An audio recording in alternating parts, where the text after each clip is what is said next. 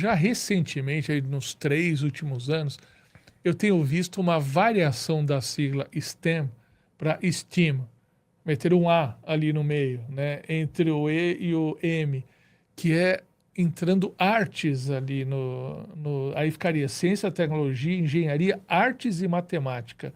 Artes também pode ser uma área bem sucedida na aplicação do EB2NW? Sem sombra de dúvida. Arte e cultura também é um dos vieses dentro do NW que é possível de fazer essa aplicação. É muito pouco falado, até porque poucas pessoas têm conhecimento sobre isso e procuram, né, o visto através do NW, mas arte e cultura, demonstrando que a sua arte tem um impacto, sim, social aqui nos Estados Unidos, é possível de viabilizar também essa dispensa da Job Offer. Então é isso aí, ó. Você que queria uma boa explicação, né, sobre quais são as áreas de mais sucesso, tá aí. Ciência, tecnologia, engenharia, artes e matemática. Né? Lembrando que todo profissional, né, considerado acima da média dos seus pares tem um potencial de aprovação nesse visto. E se for das áreas de STEM, como o Davi está falando, né, 90% dos pedidos são aprovados. Então, é um número muito considerável, tá?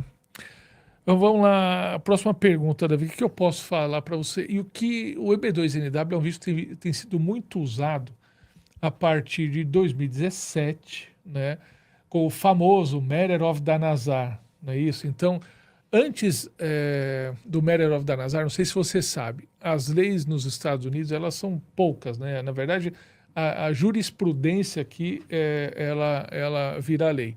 Então, até final de 2016, né, os critérios de aprovação de um visto EB2NW eram mais rigorosos ou menos definidos, né?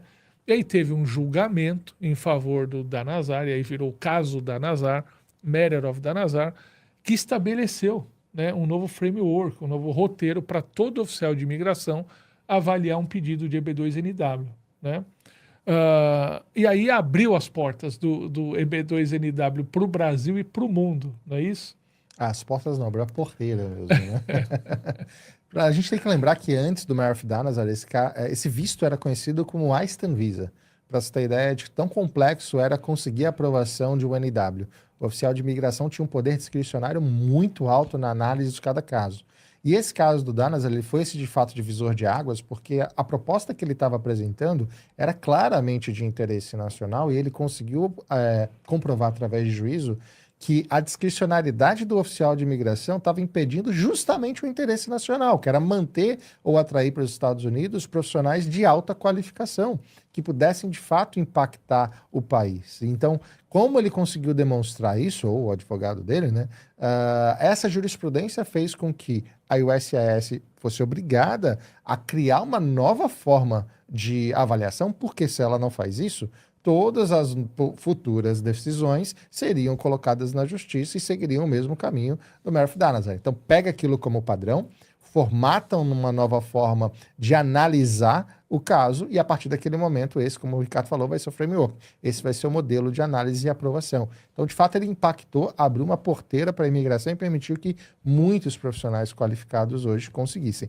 É óbvio que aquele cenário lá atrás, de 2017, com a legislação nova, onde os oficiais de imigração estavam tentando entender ainda como que seria essa diminuição do poder discricionário deles, fez com que muita gente fosse aprovado com uma facilidade gigantesca. Esse cenário já não existe mais. E aí Cenário juntou de 2025, pandemia logo depois, né? Foi vamos chamar, a tempestade perfeita no bom sentido, né?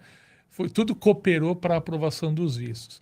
Mas lembrando, o Danazar, que é o Danazar? É um engenheiro de origem indiana, engenheiro ou físico, não me lembro agora, doutorado aqui nos Estados Unidos, professor de uma universidade na Carolina do Norte, se eu não me engano, um cara altamente qualificado. Tinha trabalhado na NASA, inclusive, com motores, né, a jato, propulsores, eu não sei se de foguete ou de avião, etc. Tal.